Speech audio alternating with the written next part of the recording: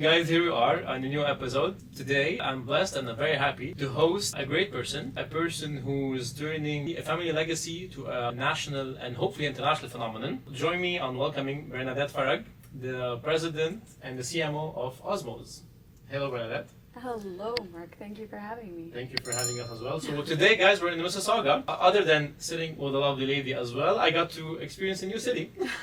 Amazing. In Canada.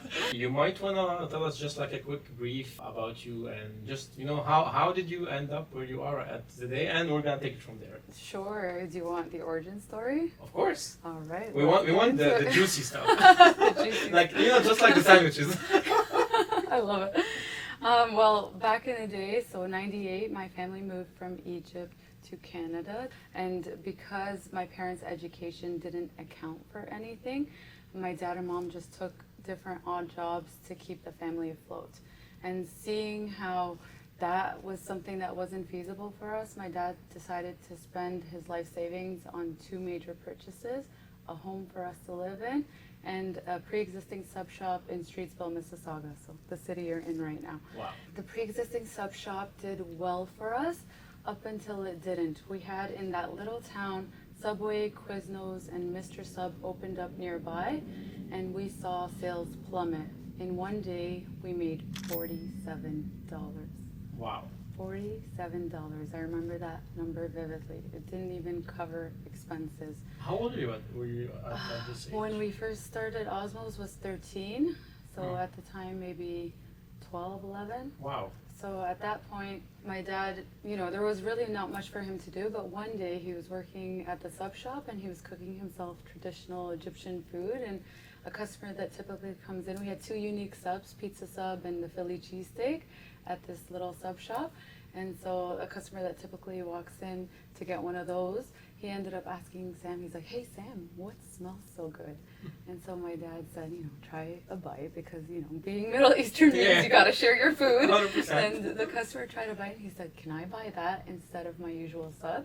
At that point it was light bulb. Oh. So, yeah, it was like, other cultures too like exotic Middle Eastern flavors.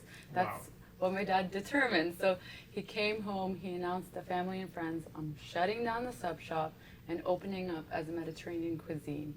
And I always joke around and say everyone and their mother was against the idea, including my mother.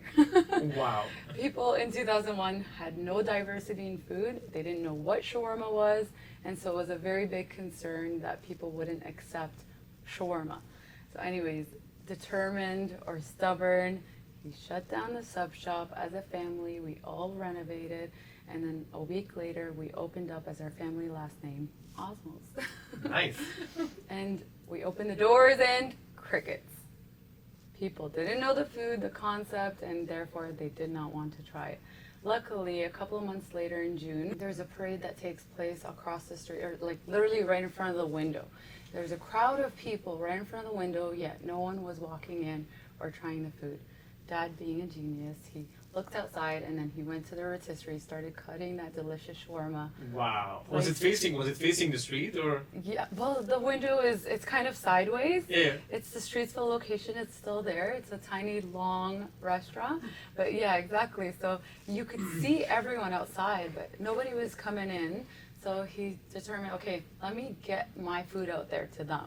And that's exactly what he did. He made the shawarma, he cut it into small pieces, and then he delivered it outside and gave free samples. People tried the food and either came in and bought, and I always joke around about this. My mom looked and she's like, "Yalawi, we're not making any money," and he's handing out free food.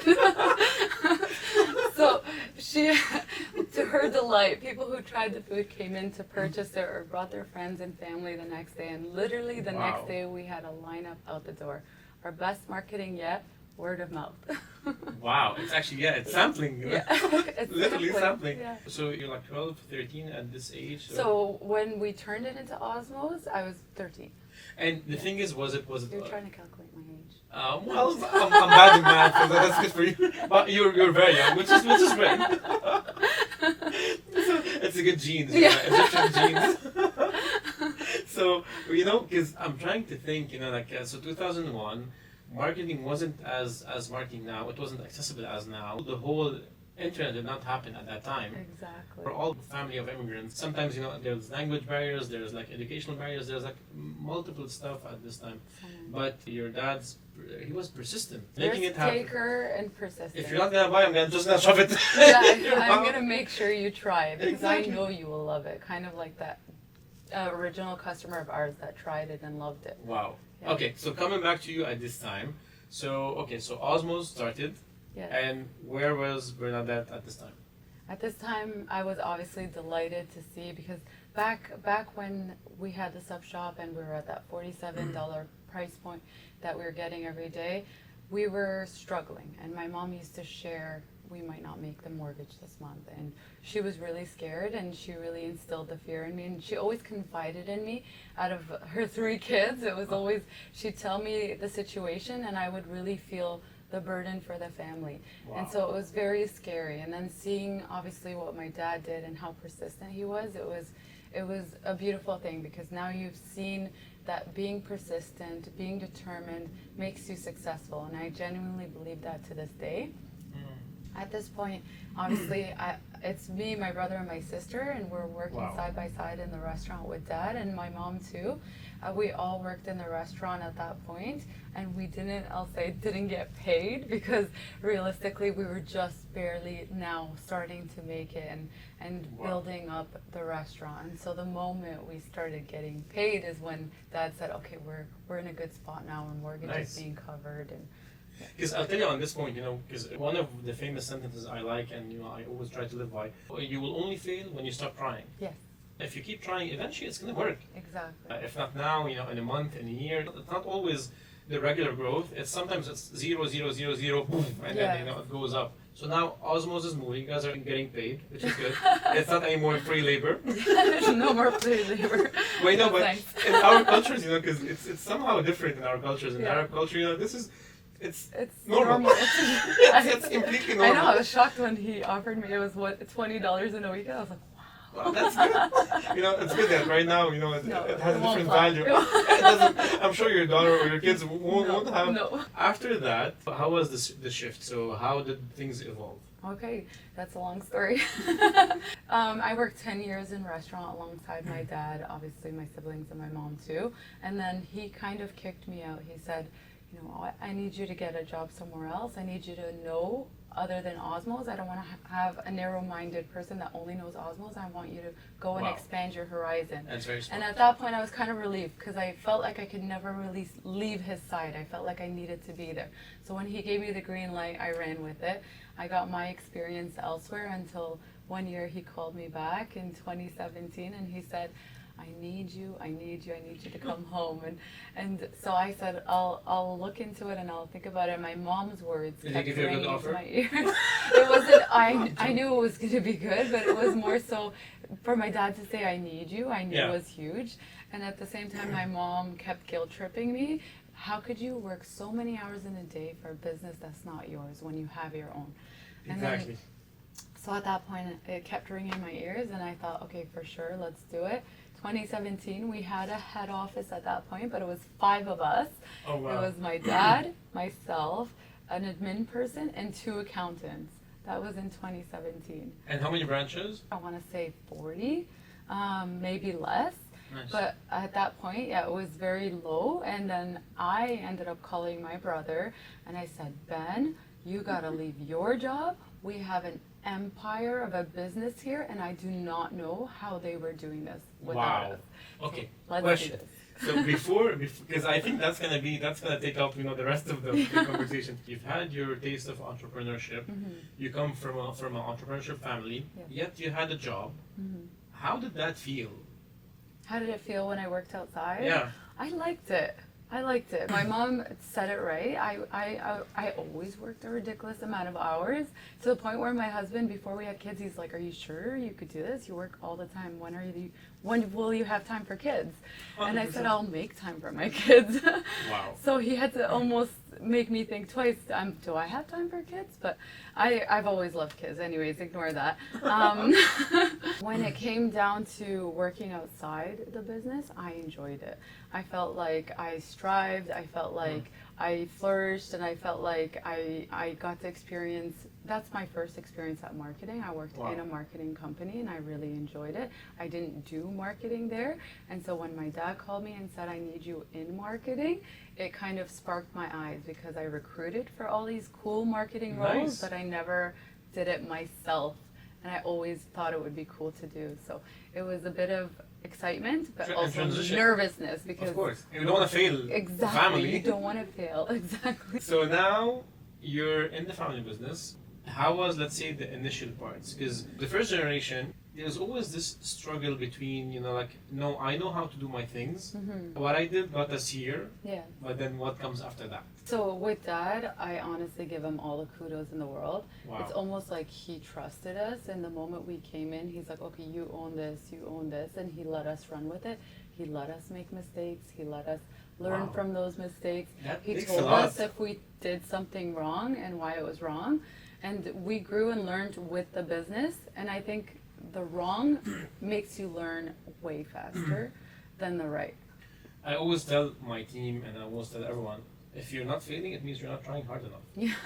Really. Like, you gotta fall down and get back up and fall down and get back up and figure it out. 100%. Right. Hats off also to your dad because it's not always common that, you know, the founder will have the willingness to just let go. Yes. And then see things. Eventually, things will work because you know we're all struggling. We'll all like to thrive. Yes.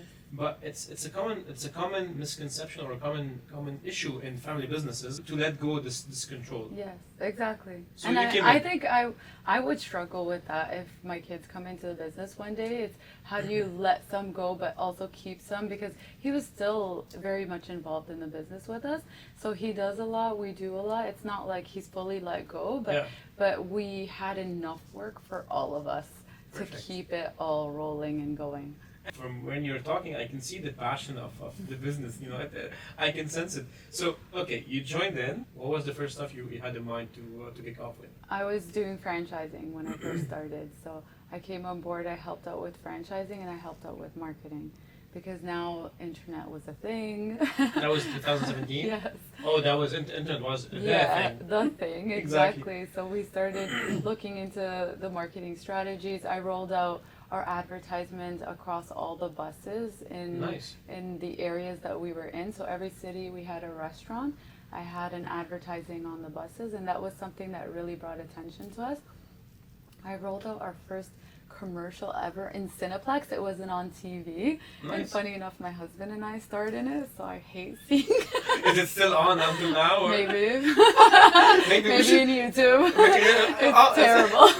Maybe we should tag them so they can lowest production, but it did the job. It did well. Exactly, and we put it in every city again we were in, so it just brought light to what OSMOW'S is at the time, and people gave us a lot of kudos for our advertisement efforts. And then obviously there were bigger things that got us more eyeballs in the future with ads. Okay, so that was the start. Yeah. So when you took on franchising, how was the growth? So you were saying at some point it was like probably 40. Yeah. And then how was the milestones? The trajectory, So that's when I called my brother and I said, you need to come. So is he from a similar field? At the time, no, but he got his MBA after. He did business as well, just like me, but he got his MBA after. And then, so when he came, I said, I don't enjoy doing the franchising piece, and I think you can really run with it. So he took that piece on and he really ran with it. Wow. So he started opening up about 35 restaurants a year, and then now we're over that. We're at 40 restaurants a year minimum of opening as well. So it's been, I think he started, the beginning was a little bit slower, and then he ramped it up and said, okay, let's figure it out. Let's build a team. Let's bring in, he brought in the first district manager. The first district manager was actually our mom. She would go to the restaurant. And then he brought in our first official district manager. And then eventually we had a team built around. Wow, but it's really tough because I'll tell you one thing, you know, one of the things, because I research a lot, I read a lot, and you know, I'm all about investments and such, because especially for food, there's, I think they say out of 10 restaurants that opens, 7 of them end up failing. Yes. So you guys, touch wood, you guys made it, and then also like scalability. This is the key of Exactly. F&B, I would say. And thank God we've not ever shut down one of our restaurants. So That's yeah, that's been a blessing for sure. I think obviously Dad did the hardest job, which is making sure that the concept is real, it works, and it's rolled out. And then we just scaled it.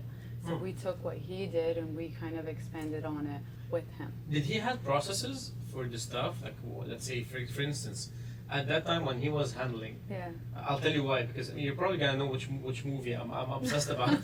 So, because for him, because he had the first branch and then he was rolling over. Was it the same taste and the same experience in all the branches at that time? Yes. Because Wow. so the first 3 were ours, and it was because customers were saying, "I'm driving all the way from the other side of Mississauga or Brampton or this," and by the way, they're not that far. Yeah, I But can we imagine. opened up in Brampton, and then we opened up at the other end of Mississauga, and those 3 were ours. And then franchising kind of happened by fluke. I always joke around about that because it was my friend at the time who had a coffee time. Tim Hortons opened up nearby. Their business didn't do well. So Oh. I said, why don't you take one of ours? I'm literally working like a dog. Whenever somebody calls in sick in one of the 3 restaurants, I'm interchanging, and my whole summer is capped. So I'm like, Wow. take one of ours. Her dad walked into our restaurant in Brampton, sat there, studied the numbers, and he's like, okay, let's do it. They made the deal, and they were our first Is it still franchise there? partners. Yes, and they have 7 or 8 locations with us right now. I believe 7. Wow. Yeah, we're celebrating our 200th location soon. Wow. It's opening up soon, so we have an event to celebrate with the franchisees, with the plant team, with our head office team. So it's another celebration, but a lot of events like that, and all the fundraisers for OSMOW'S Hope Fund are We're gonna get to that. events events that they come through. You got it. Awesome. The values that your father and his vision, does it still guide the business entity at the moment? Definitely. I'll tell you how. I'll say customer experience, Mhm. because the way he was with customers back in the day, he remembered their names, he remembered their orders, the way he treated them, and that's something that drives our business, and we're trying to encapsulate that into our customer experience piece that goes across all our restaurants right now. Nice. His generosity, which we'll speak about later, Uh-huh. and technology forward. He was one of the first to get a digital menu board in the restaurant, Which year? an updated POS very early, Wow, early. nice. When they first started, they were ridiculously priced, but for him it was a very nice touch for the restaurant. So he was the one that always looked at what else can we do that people don't typically think about or start in the first day. So he'd be one of those first iPhone users Early or adopters. what? Yeah, exactly. He's an early adopter of technology altogether. Wow. So these are the things we Oh definitely. God, that's I'll tell you one thing, because it's It's not- rare. It's literally very rare. Yeah. It's not common. Yeah. Because usually people are not comfortable in technology. Even if you think about nowadays, people are getting scared about AI, Yes. and Yeah. they're all educated. They all have like high degrees, even sometimes from Ivy Leagues. Yeah. And they see that like, okay, AI is like, yeah, but this Yeah. is how the world is evolving, and we have Yeah. to get tricky question, which Yeah. is typical in family businesses. So how do you separate family dynamics and professional decision making? We're very good at that, and I think it's because it's not about pride or whose decision or opinion was the one that was rolled out. It's about what is best for the business. So when it comes down to you tell me your points, I'll tell you my points, this is why you think this is why I think this, what's actually best for the business, the franchisees, the customers, the team, okay, that will be the decision we move forward with. Wow. That's Is- the way we do it. Is your husband also in the business, or He's not, no. is he close from marketing or from the field? I call him research and development Oh. because he'll literally go out to competitors and tell me what's going on. Side note. Yeah, or he'll go to our restaurants and tell me Mystery almost shopper. like our mystery shopper. Yeah. Exactly. I implemented our first mystery shopper program, and they're still the ones with us today. Actually. Nice. Yeah. I know. I'll tell you one thing, because I come from an FMCG background, Mhm. and we used to get audited, by default. Yeah. If we have full availability on the shelf Yeah. and such. I do highly believe on this because, like, you want to see the experience when you're not there, Yeah. because that's what I matters. agree. From a customer's perspective. 100%. too. And Exactly. it has to be the same feel. Otherwise, it doesn't make sense for. I will never be able to grow if I cannot trust that when I'm not there, the service is going to be at the same level. Exactly. Tell me about the generosity. The generosity? Okay, sure. So it's kind of nice. I always used to hear about the great things my dad did, but never from him, and always from someone else. Wow. And so we've always, for example, donated, given to food shelters, food banks, sorry, and shelters and this and that. But in 2020, we officially opened up or officially established our OSMOW'S Hope Fund charity, Nice. where we dedicated 100% of proceeds Wow. to feeding children in their places of learning and creating Amazing. sustainable solutions. Is it on like a provincial level, national level? So this is Canada-wide right now. Oh wow, Yeah. nice. Yeah. Amazing. Yeah, so we do a lot of local initiatives, but we do a lot of international initiatives as well. So Perfect. locally and abroad.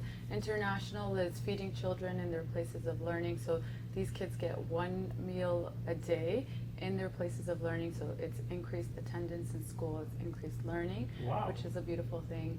We've created access to 4 additional schools to add the feeding program just last year. Nice. And then 4 clean water wells in 4 communities that didn't have clean water at all. So Wow, that's something that's that, yeah, we're very proud of because it'll be there well past our years of existence. 100%. Yeah, Yeah. this would be this. And who leads on the association? I'll say the team.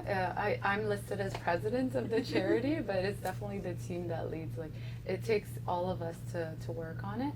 So how it works with regards to 100% of proceeds going to it, OSMOW'S Inc. pays for all the admin, anything that we do, the Wow. team's salary, this and that, in order for anything fundraised in the restaurant or by the team or given from the company going directly to those children. This is beautiful. To cleaning, to creating the clean water access, to sending the food to the food banks or whatnot. And is it all year long or? Yes, yes. Oh, So perfect. we have 2 touch points in the restaurant. May 28th is World Hunger Day. We do a roundup, but all of the month of November is our November roundup month as well. Perfect. For customers to contribute, and then there's obviously the donation link on the website. Awesome. Let's get to your part. Yes. Marketing. OSMOW'S now is a national name. Tell me your favorite or the most successful national campaigns you guys have.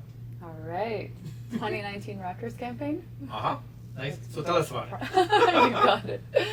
So in 2019, we saw that Kawhi Leonard got acquired by the Raptors. Mhm. Being such a strong player as him, we thought, okay, we've always talked about we want to do something with the Raptors. We felt like their demographics of the audience matched our demographics of our customers. It would be a great match. So wait, so when you're talking about demographics, so did you guys use any, let's see, is it your own data? Is it kind of a surveys? Tell me- So I'll tell you, in our restaurants, it was more observance at the time. Perfect. Because when data came to shawarma category, we actually had to create that category to start gathering data. Because No way. shawarma wasn't there as a category Of course, whatsoever. not in Canada. Yeah. You're like, I'm a So shawarma. we actually created that category for data finders to start gathering, and then started paying to receive it a couple of years later when You guys we- should get like an award for that.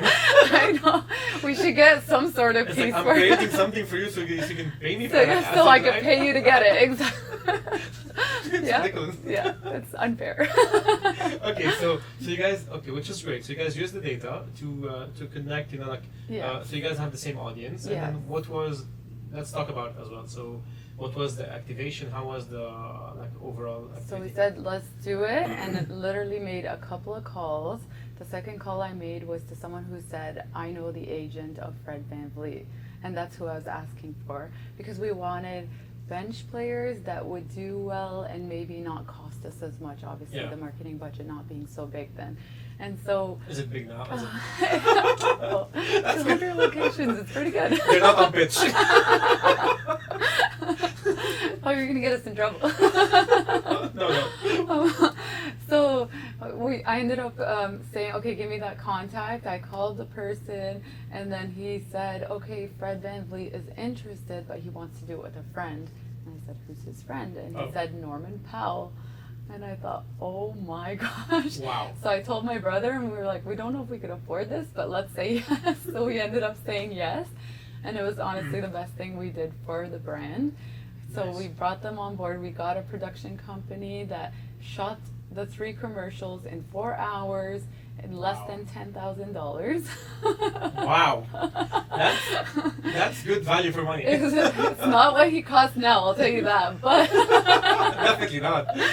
but it was you win, we win, let's do this together. And then obviously we aired it on television, so we were the smallest brand to ever air on television. Wow. It was great for us. It put us on the map. We saw 400,000 searches for what is OSMOW'S, where is OSMOW'S near Wow. me on a monthly basis while the commercials ran. Crazy. And obviously 2019 Raptors championship year, the stars were aligned. People praised us for this championship. It was as if we made the championship happen. And when Fred VanVleet played great, it was because of OSMOW'S. And when he didn't play great, it was because he was Double eating shawarma. OSMOW'S or rolling out commercials with OSMOW'S. So they excused him. And both the bench players were no longer bench players. They were Wow. playing way more and way better. And honestly, the stars were aligned. It was great. Yeah, really, because it's all about there's no such thing as luck. So you guys were prepared. So you guys took a leap of faith. You Yeah. guys let's say like spotted a potential opportunity, Yeah. went ahead with it, and then as you said, the stars will align. Because Exactly. it will only come to us when we're prepared. If we're not prepared, you might be having 20,000 potential Yeah. opportunity, and Yeah. you're missing out on all of them. And so on this note, this is beautiful. So did you guys see so it was an instant impact? The It was campaign? an instant impact. It was plus 30% your same restaurant sales in downtown area. So it was literally instant. Crazy. And so the campaign was running for how It long? was running literally from the beginning of the season till their championship. Okay, perfect. And after that, like let's say, was the momentum still at the same pace at this time, or Oh, yes, yes. I Perfect. felt like I felt like airing on television, one, created awareness, two, put us on the map. People who didn't know or loved shawarma got to know that shawarma was available, and we started using it's your go-to shawarma spot because we did a commercial where Norman Powell's like, you got your usual burger spots, you got your usual pizza spots, and now you got That's your cool. go-to shawarma spot. So that was kind of the concept. It was clear and concise and straight to the point. Nice. And so on that note, so this is great. So, but how do you, for example, because we know that like now social media, social, digital, and like a zillion other Yes. capacity. Because every single year, we have a new set of challenges. It's whether algorithm or a new channel or this or that. So how do you keep a fresh look on marketing to just make sure that like it keeps on getting the benefit that you wanted to get? That's a good question. Thank you. We keep updating our look, or our branding stays the same, it remains the same, but we keep updating our look. But most importantly is our restaurant look. I think the freshness comes from the new style of restaurants that we have rolling out right now. We call them OSFlow, because anything is OSMOW'S, OSBox, OSFlow, OSThis, and all of that. So OSFlow restaurants are designed where you kind of see all the food laid out in front of you, Oh, all wow. of the ingredients. So you have all the colors from all the different ingredients kind of screaming at you, and then you Nice. get to add them to your order. So in terms of freshness, it comes through our food, and then we replicate that through our imaging, our social media, our Amazing. branding. So you guys are now at how many branches? What's the count overall? 200 soon. Soon. Very soon. Any minute. Oh, perfect. Yes. Other than obviously, I would say sales. How do you measure your marketing success? Return on ad spend, for example, Perfect. your typical KPIs for the ad. What is something that you were looking to get out of it? Mhm. Depended what we posted it for and what did we look to get out of it. So it was Awesome. really, I'll say return on ad spend is probably the biggest piece. And this is silly, but one of the things I look for is, did our franchisees notice and are they raving about it? And did our customers notice and are they raving about it? Because when I talk to people and they say, oh my gosh, OSMOW'S, I see you guys everywhere. I see your commercials, I see your buses, or I That's see what your happened to me, billboards, or I actually. see, yes, exactly. That's You when guys I are know, I'm doing a like, good job. okay, it's working. Exactly. Digital is popping up on my phone. You have an app now. So it's things like that where you know it's successful. Because I'll tell you one thing, because I keep saying this to my team and to everyone whenever we're in a talk. So initially, in order for us to get someone to buy something, let's say a couple of 3 or 4 years back, we needed 7 touch points. 7 touch points for them to make a decision. Right now, as per Google, we need more than 30. Oh my God. And at the same time, I was reading a book. It's called Thinking Fast and Slow. Our brain processes like I can see now more than like a billion bits of information, but I can only process probably a couple of thousands. Yeah. If I tell you now, don't spot the red car, you're gonna see all the cars in Canada as red. Yeah. If I tell you do not hit the tree, you're gonna hit the tree. So basically, in the sense that in marketing, once it clicks, once you have something, let's say an ad or a website or something that gets stuck in your brain, you're gonna see it everywhere. Yeah. And this is exactly what happened to me, because I was telling you that I saw probably I campaigned for the franchising part, and then it looked like really interesting for me. And I was like, okay, you know what? Let me start researching about OSMOW'S. And then I start seeing the branches, and then you can't help but see us everywhere. Exactly. so it works. That's the power of marketing, I would say, overall. Exactly. You got it. What's your best leadership philosophy? My philosophy? Yeah. I always tell the team, come to me with a solution, because it's easy to come to someone with a problem, but did you think creatively? Did you bring something that you could create that maybe I didn't think about to the team? So come to me with a solution, and it's something that I feel like it actually empowers the team members to think outside the box and 100%. come and say it. So when they do say it, I'll say, okay, what made you choose this over that, for example? And then they'll tell me their perspective, and it's something that I really enjoy doing. It's actually a good point, because there's also a concept about that. It's called the 131. Okay. So you have a problem, which is the one. Yeah. Think of 3 possible solutions and come to me with another one, which is basically what's your recommendation. Oh, nice. So okay, we have this problem. Those are my 3 solutions. This is my recommendation. Yeah. So this way, because especially when you're in an executive position or you're on a top level, you can only. I was reading it in the book also. You can only make a number of sane decisions per day. Yeah. So what we need someone to make it easier for us to at least give me a recommendation, and I'll build on it.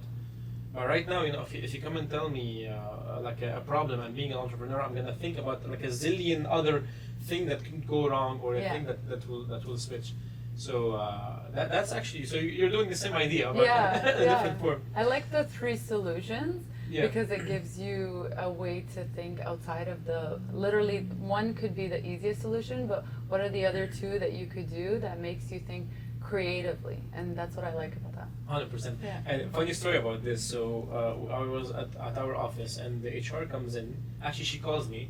She's like, Mark, I have a bad news. I have a terrible news. And for me, like I'm an ADHD person and ADD and all that. So for me, like when someone tells me we need to talk, or I have a bad news, for me there's like literally you'll think of all the scenarios. Exactly, like a bad disaster. And I was like, Marianne, what's wrong? She's like, this person's laptop is down. Oh my God. Okay, let's agree on one thing. And I put a piece of paper. I was like, okay, then let's focus on one thing. A bad news is someone died.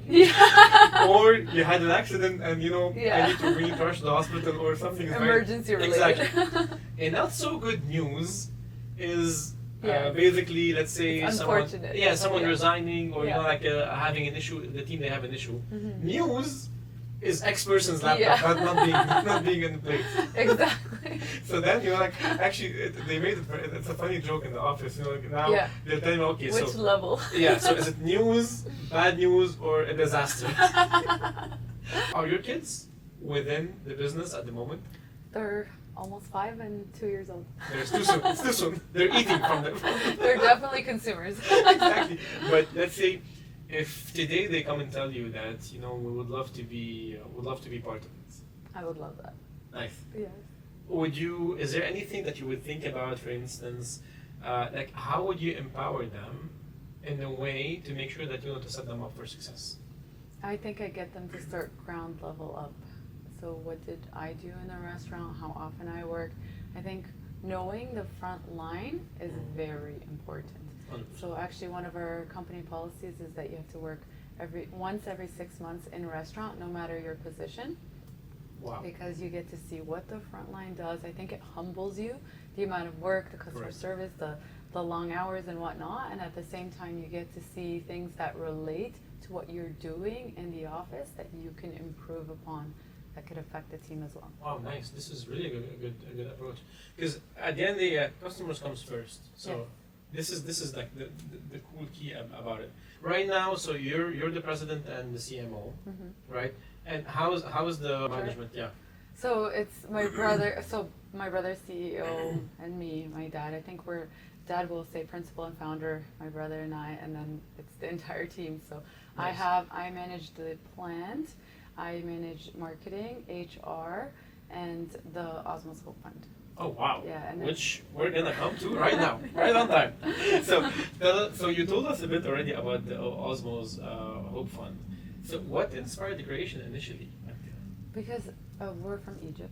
You know what third world countries are like when it comes to poverty. And we thought, what's a charity that we could do that not only locally is impactful, but it's impactful internationally, exactly, and in third world countries that really need it. So we ended up researching where is needed, and that's why we came up with Zambia, because there were some political ties with some of the other countries where the money donated doesn't actually go where it's supposed to go. And so we ended up traveling to Zambia ourselves, and we created those the clean water access and whatnot. It was a beautiful time when we went, and seeing those kids was very heartwarming. We have an outpatient clinic being built in Egypt right now. Wow, in which part of Egypt? In Cairo. I don't know if you know Magdi Yaoub Foundation. I think so. Okay, so he basically is internationally known. He's an incredible surgeon, and he does free healthcare in a third world country where healthcare is never free, but more so takes on fatal I'll say patients, and those are the ones that he treats in his hospital. So they're building an outpatient clinic in Cairo, and we funded it. Nice. So we're excited to see that come about when How does that feel? it's built. It feels very real. It feels very real, and I can't wait until it actually happens. But honestly, more than anything, it's the clean water access. I want to create crops across the board where maybe we're planting crops where it's always there, and it's almost like teaching a man how to fish. It's not ever exactly, giving them the opportunity to have it there at all times and to upkeep it. I was thinking maybe here in Canada it's greenhouses in certain areas where people are less fortunate, things like that. Nice. But my dream is that it's a sustainable solution. Because it's always tricky in nonprofits, to be sustainable. That's yes, because people will only help to a certain extent. Yeah. It has to make sense. It has to be self-sustainable. Yeah. Going back on the point of, let's say, expanding on 200 plus restaurants, what would you say was the biggest challenge on this side? Expanding to this, I don't think it was anything in particular other than when you are owning your own restaurants and you're running them, you get to run them with full control. You have control of everything. And we have a plant where we call it our central kitchen. We bring in all the proteins, we debone them, we marinate them, we package them and ship them out to all the restaurants. So we have the best quality proteins right now we've ever had. Nice. for ever since we owned the plant, basically, because it's federally regulated. But what you lose control on when you franchise or expand is maybe the quality of how it's being cooked in restaurants, and that's something that we're trying to refine with timers, thermometers, different processes, exactly. And so that I'll say is the biggest challenge, is making sure that your product tastes exactly the way people loved it in 2001 in Streetsville, 100%. The way that Sam first presented it. Yeah. Your father, basically, when he sees all this at the moment, it's very nostalgic for us to think back to what it was and then to look at what it is today, because I remember he'd always say, I'm just going to get to 10 restaurants. I'm just going to get to... Yeah. And then it was all of a sudden we're at 200, and it's I'm like, how did this happen? It's insane, but it's literally the customers, it's the franchisees, it's 100%. the team. Because also, there's basically a good saying, one of my mentors, he always tells me, he's like, don't compare yourself where you are now, just look from where you started. Yes. Because that's the whole difference. Let's say someone now, let's say like your dad starting when actually from probably minus, from a failed Subway shop to like to just coming up with the idea, and then now here, this is a whole different than someone just like let's say had an exit with a couple of $1 million and then just tried with the restaurant. Oh, it didn't work. I'll just close it and then that's it. Exactly. I think that's it. Being we were in a conversation with a couple of entrepreneurs and we were talking about anxiety. Mm-hmm. I think that's what keeps us going. Yeah. For an entrepreneur or for someone with his own business, Yeah. if there's a certain level of anxiety, Yeah. which you My need. husband, my brother, calls it paranoia. He's like, you have to be a little bit paranoid to make sure that you do it successfully. And Sunday blues, Sunday night, there's this feeling where let's say for me, when I spend let's say a day or two off not working, or for me it's a light work. It's never not working. Yeah. It's a light day. It's almost you're guilty, right? Exactly. Okay, no, there's something wrong. I need to do something else about that. Let's talk a bit about how technology and AI specifically is influencing the operations or the user experience or overall the operations. So, AI for us in the office is a hot topic. We tell our entire team, go find yourself an AI that will allow you to be more efficient, allow you to be faster, it'll allow you to do your job better. So from a graphic design perspective, it's what AI could you utilize that will help you initiate, and then you can tweak and roll out those graphic designs on a regular basis. The poor gentleman we have right now is working endlessly to keep up with the amount of things that we request. So 100%. is there something that could speed it up? For our app, is it possibly going to be tied in? That's something that we're looking at. We have an AI that fights back the customer complaints that are not real. Sometimes there are inaccurate complaints. So there are bots that do that, or AI that actually fights it back, so you get some of the money back you've lost over something that may not have actually occurred. Wow, that's actually cool. It's pretty cool. And then there's more that I'm not willing to share because maybe lots of competition. Exactly, 100%. But that's actually on this point, which is really a good point, because I've been here so far since November. Yes. And so I'm staying in Ottawa, and then I go back and forth between Toronto, Montreal, and such. And I kept noticing, especially in Ottawa, for example, there's a good number of shawarma places all across. Yeah. I would say, I'm not gonna mention any names or anything. Not all of them are good. Fair enough. And some of them, because especially for someone who comes from an Arab, I lived in Lebanon for a while, and I've been to most of the Arab countries. So, and all of them, we do feel it's somehow the same, up to 60-70%. And I come in here, and then I see someone that's doing one of our traditional foods in a completely different way. Yes. Which doesn't make sense to anyone. So I would say, so when your dad opened the first OSMOW'S, and there was no one, I would say, more or less. Right? Yeah. There was maybe one, but it was a very Canadianized version. It didn't have any of the Middle Eastern flavors at all. Honestly, didn't have any of the Middle Eastern flavors. And I think that's kind of why when that customer loved my dad's food and it was actually very Middle Eastern, very flavored, that's when he was like, okay, I think other cultures too like those exotic Middle Eastern flavors. Do you feel, for instance, let's say the success of OSMOW'S, definitely, because more or less when you grow your business, the category is growing by default, and there's going to be competition, which is healthy in some places. But do you feel that in some places, some different brands or some different, let's say, entities profited from this awareness or from this exposure that you guys did in terms of the industry? I honestly say this, and I genuinely mean it. OSMOW'S pioneered the shawarma industry to what it is today. Wow. Because it was never the way we franchised shawarma is it's no longer, you know how when you go to a shawarma place it's like a mom and pop, it's like a hole in the wall, and we franchised it and we made people see that it could be set up with brand standards, with consistency, with accuracy, and those things are things that we kind of brought to light. It was 100%. never a chain like that, right? Yeah, exactly. So in all of North America, obviously reaching over 200 now, you are one of the largest. We are the largest right now, and touch wood, and it's something that we will always continue to innovate and keep making sure that like Wow. we keep our customers happy. And Exactly, and that's I would say the best unlock in that. What do customers now expect from Osmos, which they did not expect 5 years ago, feel other than like, 200 branches? Yeah, I honestly feel like there's a perception that comes with growth, and it's you dropped your quality. So I feel like people just assume that because you're growing, your quality has gone down, and it's something that it's almost like they expect you to actually fit that, which Yeah. I don't think we do.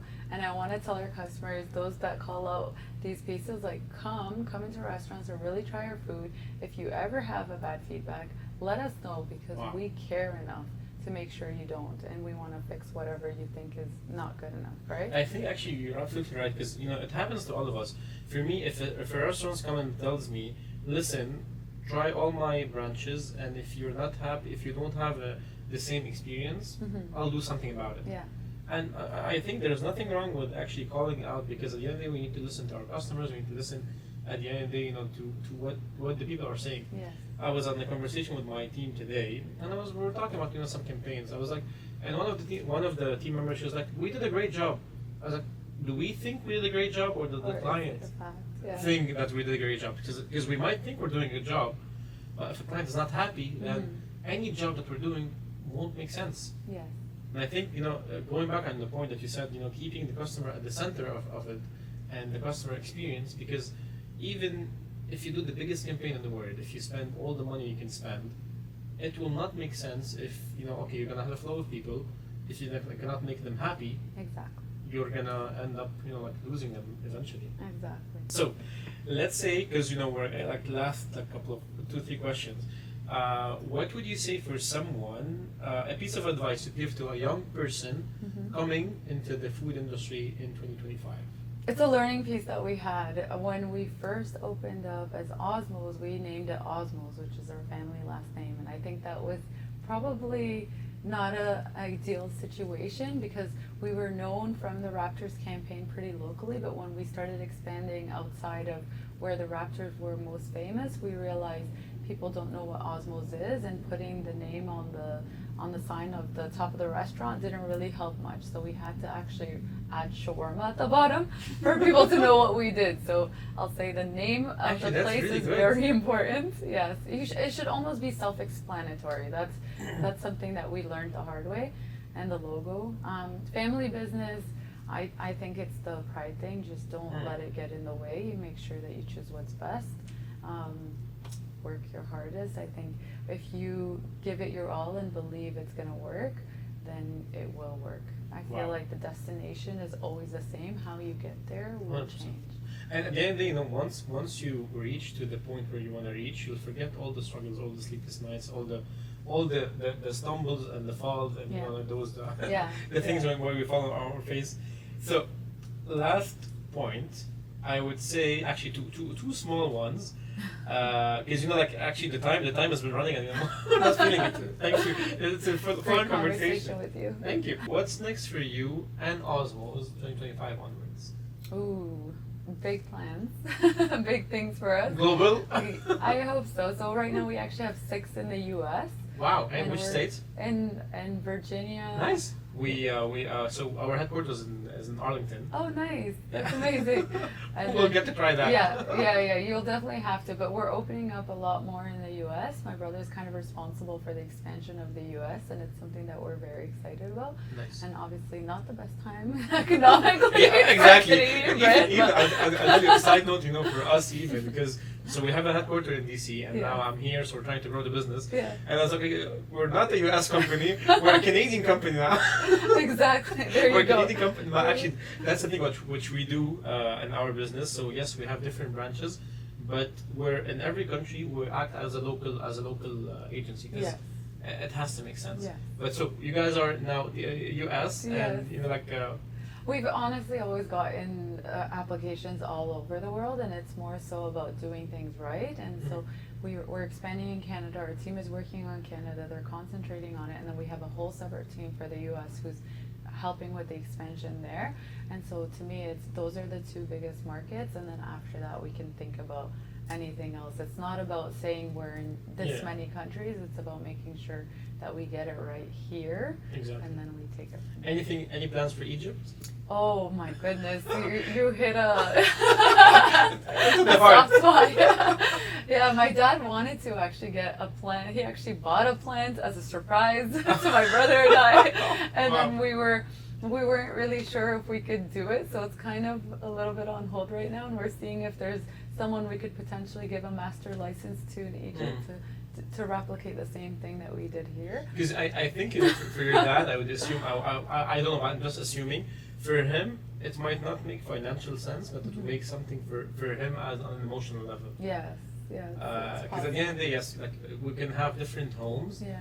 But yeah, it's gonna be different for him. I know, and in Middle East, they think things that come from North America are very cool. Yeah, exactly. Right? So it would work. It would work. Yeah, come on, like McDonald's opened in our areas. Exactly. Something new. Yeah. Last thought, one word to describe OSMOW'S brand today. Ooh, I feel like I'll sound cocky, but I don't mean to. You can. You have the right. Leaders, just trendsetters. Exactly. Those are the things I feel like we've really taken a course and everybody's kind of followed suit, and it's something that will always keep setting the trends for everybody. So great job on that. Okay, you. and you get to have any last thoughts in your mind, any last points you'd love to mention? Can I put a plug? Of course. Oh, sure. Download our OSMOW'S app. Start earning free shawarmas today. I'm gonna do that. Probably. I'm definitely gonna do that. Yes, we'll have free delivery soon on the app, and the prices Nice. are exactly matched to the restaurant. So it's a great experience, and our rating on both Apple and Android are 4.6 and 4.7. So our app is doing great. Wow. And lots of cool initiatives coming up. Just stay tuned. Amazing. So guys, you heard it. So download the app, get the benefits. I'm definitely gonna do that. But it was a really, really, really good pleasure to have this conversation. Like literally the time passed and we could not feel it. I honestly, like every single time now I'm gonna see OSMOW'S, I'm gonna remember all the conversation. And I really hope more and more and more we see you guys on a global level. And especially like to see that a family business that from where it started to where it is right now. Yeah. I wish you guys all the luck. Thank And you. I'm looking forward to a couple of years to hear more stories about that. I'm looking forward to telling you more. Thank you.